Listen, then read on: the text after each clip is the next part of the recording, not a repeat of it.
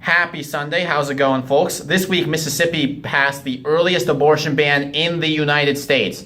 Meanwhile, Planned Parenthood has announced that they will be spending over $20 million on the 2018 midterm elections, and the first of these pro-choice campaign attacks are aimed at a Democrat. Surprise, surprise. I'm Ryan Everson, and this is the Catholic Millennial Show.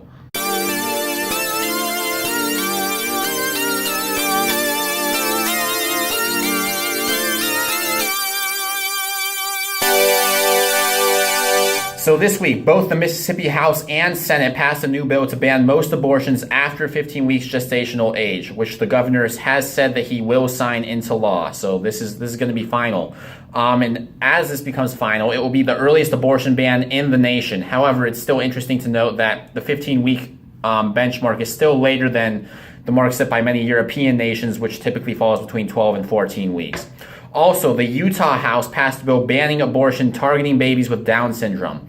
If that bill passes in the Senate, Utah will join Ohio, Indiana, and North Dakota to become the fourth state to ban abortions targeting babies with Down syndrome. As of now, approximately 2 out of 3 babies with Down syndrome are killed in the United States. Very sad, very tragic. So glad that Utah is taking steps to rectify that tragedy. Also, another good pro-life bill this week. Florida passed a bill banning all dismemberment abortions by a vote of 72 to 42. If you aren't familiar with dismemberment abortion procedures, they're done in the midterm.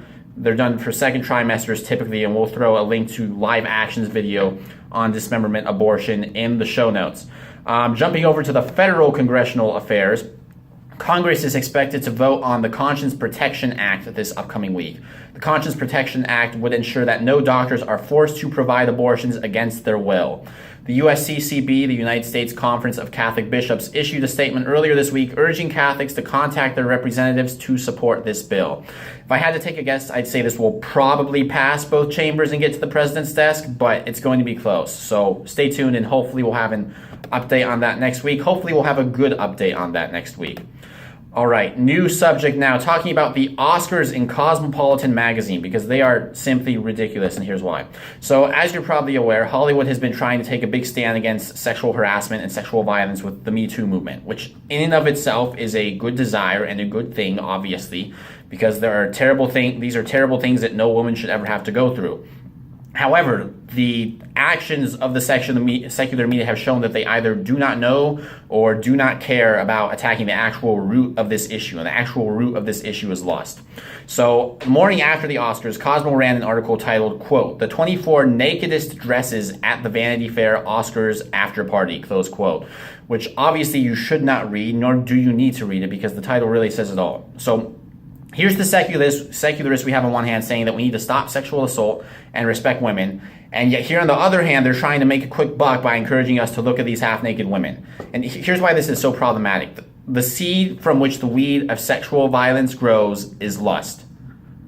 I'm going to say that again. The weed from which the seed of sexual violence grows is lust. By their fruits ye shall know them. You reap what you sow. And when you encourage men to lust after women, sexual assault will follow. If you're a secularist, you could argue that this shouldn't be the case, and you'd have a good point, but the fact of the matter is that it is. This is how things work. You can't contribute to a culture of lust and then act all surprised when there's all this sexual misconduct going on. But that's exactly what these virtue-signaling Hollywood actors do, and that's the issue with the Me Too movement. It's a secular movement. It refuses to acknowledge the value and necessity of traditional Judeo-Christian morals, so it falls short of the mark. And that's true for any issue. Pro-life activism detached from God falls short. Care for the poor detached from God falls short, etc. Okay, moving on. Last piece of big news, big news for the week is Planned Parenthood's plan to spend over $20 million on the 2018 midterm elections. $20 million. According to Live Action, this money will be spent targeting specifically 8 swing states, including Wisconsin, Arizona, Florida, Michigan, Minnesota, Nevada, Ohio, and Pennsylvania. It must be noted that one of the reasons Planned Parenthood has so much money to throw at the elections is because they receive over $500 million from the government every single year, as we've said before.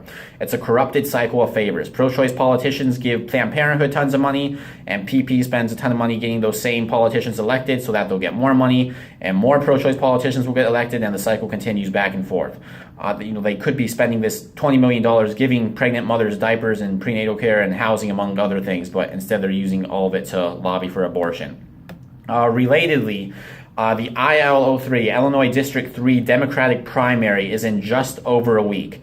In the primary, Democrat Marie Newman is running against the incumbent pro-life Democrat Dan Lipinski.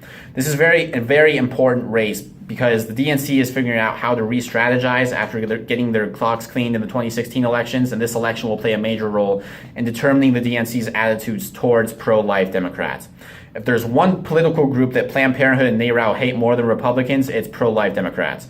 Pro-life and pro-choice activists across the nation are spending a lot of time, a lot of attention, a lot of money on the Illinois District 3 Democratic primary race, which is in about 10 days from now. So, very important. Also of significant note, this past week, Bernie Sanders officially endorsed the pro-choice candidate, Marie Newman. So, there's that. Not good.